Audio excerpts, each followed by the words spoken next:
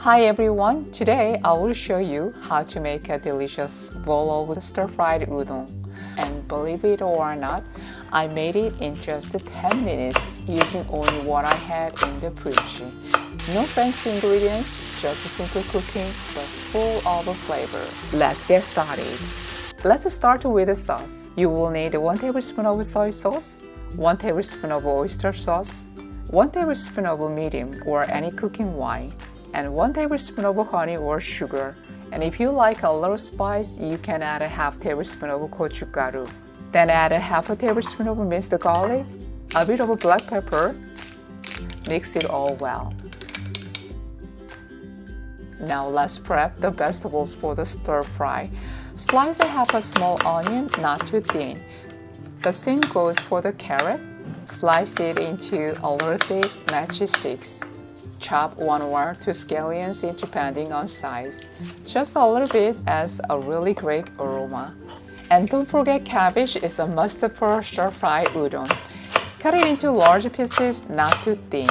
It cooks down quickly, so it's okay to use a generous amount. For the meat, I'm using thin sliced pork shoulder. Just cut it into bite-sized pieces and it's ready to go. This recipe is super flexible. You can switch the pork for shrimp, chicken, or beef, or go vegetarian with just mushrooms. It still tastes amazing. Heat a pan and add 1 tablespoon of cooking oil, add about 1 tablespoon of chopped green onion, and 1 teaspoon of minced garlic. Stir fry on medium heat until fragrant.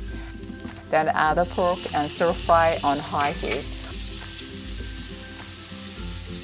When the pork starts to change color, add all the chopped veggies and stir fry for 1 to 2 minutes over high heat.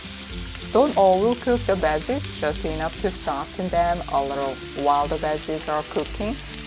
Boil your udon noodles for about 1 to 2 minutes, just enough to loosen them up. After 1 to 2 minutes, drain well, then add the noodles to the pan. Pour in the sauce we made earlier. And stir everything together over high heat for another 1 to 2 minutes until the sauce coats everything evenly. Wow, it smells so good. This aroma will make anyone hungry. Look at that! Springy noodles, glossy and full of flavor. Doesn't it look delicious? Transfer the udon to a plate. It's ready to eat.